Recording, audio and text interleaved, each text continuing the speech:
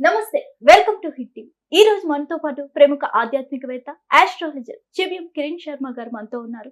వారితో మాట్లాడి మరిన్ని విషయాలు తెలుసుకునే ప్రయత్నం చేద్దాం. నమస్తే గురుగారు. అఖండ ఐశ్వర్యవతి భవ. చెప్పమ్మా. గురుగారు, శని దోషం పోయి రాజయోగం పట్టాలంటే అసలు ఏం చేయాలి? ఒకటి అంటే ఆశ్చర్యం అనిపించచ్చు, కానీ సరైన పద్ధతిలో పూజలు చేయించుకుంటే చాలా మంచిది. జపము, తర్పణము, హోమము, దానం, బ్రాహ్మణ భోజనం, అలాగే పక్షులకి తిలభక్షణం. తిలభక్షణం అంటే నల్ల నువ్వులతో అయినటువంటి అన్నం కానీ ఏదైనా పక్షులకి పెట్టాలి. ఇది చేయడం వల్ల రెండు రకాలు: పితృదేవత శాప నుంచి బయటపడతాం, శనీశ్వరుడి యొక్క అనుగ్రహాన్ని పొందుకునే ప్రయత్నం చేయవచ్చు. కాబట్టి శనీశ్వరుడి యొక్క ప్రభావం ఉన్నప్పుడు ఒక్కొక్కసారి మంచి శుభయోగాలు కలుగుతాయి, ఒక్కొక్కసారి మాత్రమే తీవ్రమైనటువంటి నష్టాన్ని పొందుకునే అవకాశం ఎక్కువగా ఉంటుంది. సో సరైనటువంటి పండితుడి వద్ద జపతప హోమ తర్పణాలు చేసుకుంటే తప్పనిసరిగా దాని నుంచి ప్రయోజనం పొందుకునే అవకాశం ఉంటుంది. విశేషంగా మనకి ఈ శనిత్రయోదశి రోజున చేసుకుంటే ఇంకా మంచిది. అంటే మీరు మధ్య టైంలో అడిగారు అదృష్ట యోగం ఏంటంటే, మనకి ఇప్పుడు వచ్చేటువంటి శనిత్రయోదశి, మనకి ధనత్రయోదశి అనుకుంటున్నాం కదా, అటువంటి త్రయోదశి శనిత్రయోదశి ఉంది. కాబట్టి కార్తీక మాసంలో మనకి ఆశ్వయ మాసంలో రేపు వచ్చేటువంటి అమావాస్యకు ముందు వచ్చే త్రయోదశి శనిత్రయోదశిగానే ఉంది. అటువంటి శనిత్రయోదశి ఇటువంటి విశేషమైన రోజులలో మనము తప్పకుండా జపము, తపము, హోమము, అన్నదానం చేసుకున్నట్టయితే శనేశ్వరుడి యొక్క అనుగ్రహాన్ని పొందుకోవచ్చు, అందులో సందేహం అక్కర్లేదు. అటువంటి రాజయోగం పట్టాలంటే ఏం చేయాలి? ప్రతి మాసం కూడా తప్పకుండా మీరు పక్షులకి, పశువులకి అన్నదానం చేయాలి. అంటే వాటికి తినే పదార్థాలు, మన అన్నం తీసుకెళ్ళి వాళ్ళకి పెట్టకూడదు. పశువులకి మన అన్నం పెడితే పశువుల పెంట కూడా మనిషి పెంట వాసన వచ్చేస్తుంది. కాబట్టి ఆలోచించుకోండి. మన భాగ్యనగరంలో, విజయవాడ, రాజమండ్రి ఇటువంటి ప్రాంతాలలో మన హోటల్లో ఇచ్చినటువంటి సాంబారు, మసాలా టీ, మసాలా పొడులు, అవన్నీ కలిపినటువంటి పదార్థాలు ఉంటాయి కదా, ఇవన్నీ కూడా మనం తీసుకొచ్చేసి ఆవులకు పెట్టి, ఆవులు వేసే పెంట మనకి ఇప్పుడు మనిషి పెంట వాసనే వస్తుంది. మీరు బాగా చూడండి, ఇప్పుడు పల్లెటూరులోకి వెళ్తే పెడితే ఆ పల్లెటూరులో పెంట వేయట్లేదు ఎవరు కూడా, ఏదో రంగుల పొడి తీసుకొచ్చి చల్లుతున్నారు. ఇది మనకి కళాపీ చేసేది అంత వేరే పౌడర్ వచ్చింది దానికి. అంతటి దౌర్భాగ్యంలో ఉన్నాం మనం. ఎందుకంటే పెంట వాసన అదే కబ్బు వాసన వస్తుంది అంటున్నారు. కారణం ఏంటి?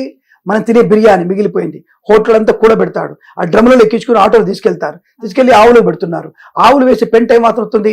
మనిషి పెంట వాసన. మనం చేసే అశుద్ధ వాసన ఎంతుందో అదంతే ఉంటుంది. ఎవడు ముట్టుకుంటాడు దాన్ని? రోగగ్రస్తం అవుతుంది. కాబట్టి మనం తినేటువంటి అన్నము, చారు, పప్పు దాన్ని పెట్టకండి. అది తినే పదార్థం వేరే, గడ్డి, శనగలు అటువంటి వాటికి పెట్టే ప్రయత్నం చేస్తే అది వేసినటువంటి పెంట వల్ల మనకి వృద్ధి పొందుకుంటుంది. ఇది గుర్తుపెట్టుకోండి. కాబట్టి ఇటువంటి పశువులకి మనం గ్రాసం పెట్టే ప్రయత్నం చేయడం, శనిత్రయోదశి రోజున కానీ, శనివారం రోజున కానీ నల్ల నువ్వులు లాంటి పదార్థాలు పెట్టినా, బెల్లము, నలుగులు పెట్టినా సరే వాటికి మంచిది. అటువంటి పెట్టడం వల్ల తప్పకుండా మనకి శనేశ్వరుడి యొక్క అనుగ్రహాన్ని పొందుకునే ప్రయత్నం, రాజయోగం పెట్టడానికి అవకాశాలు కూడా బలంగా ఉంటాయి. జన్మజాతకాన్ని బాగా చూయించుకోవాలి. అంటే అష్టమ శని ఉందా, చతుర్దశ శని ఉన్నాడా, భాగ్యశని ఉన్నాడా, శని ఎక్కడున్నాడు, శని మహాదశ ఏంటి, అంతర్దశ ఏంటి, దాని ప్రభావం ఏంటి అనేది మనం జాతకంలో తెలుస్తుంది. కాబట్టి మంచి జ్యోతిష్కుడికి, అలాగే మంచి పురోహితుడితో జాతకాలు చూయించుకోవడం, దానికి తగినటువంటి పరిహారాలు చేసుకోవడం వల్ల తప్పకుండా మీకు మంచి శుభయోగాలు పొందుకుంటావు. ఏమంటే మరి జపాలంటారు, దానికి బోల డబ్బులు ఖర్చు అవుతుంది. రైట్, అవును, నాలాంటి వాళ్ళ దగ్గరికి వస్తే డబ్బులు బాగానే తీసుకుంటాం, ఖర్చు అవుతుంది. మరి అంటప్పుడు ఏం చేయాలి? ఉపాయం నేనే చెప్తాను. దానికి ఖర్చు పెట్టి ఉపాయం నేను చెప్తానుగా. అంటే ఒక దేవాలయానికి వెళ్ళండి, మీరు శనేశ్వర దేవాలయానికి వెళ్ళండి, నవగ్రహ దేవాలయానికి వెళ్ళి కూర్చొని, అక్కడ శివాలయం ఉన్నా, విష్ణువాలయం ఉన్నా, విష్ణువాలయంలో కూర్చొని శని ధ్యానం చేసుకోండి. శనిని కళ్ళు మూసుకొని, శని 150 నామాలు ఉంటాయి, 150 నామాలు చదువుకోండి. అయ్యో నాకు నోటికి రాదంటే మేము పంతుళ్ళమా ఏమన్నా?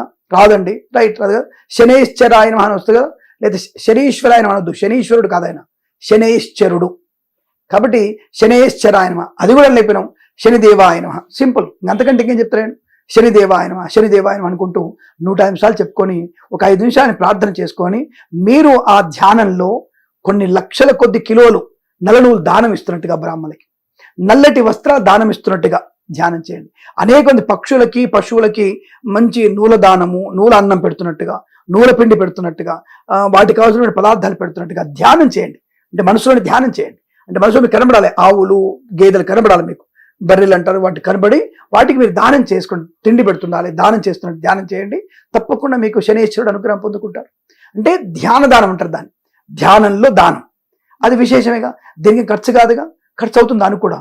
అది ఆ ఖర్చు కూడా భరించడం నేనేం చేయలేను.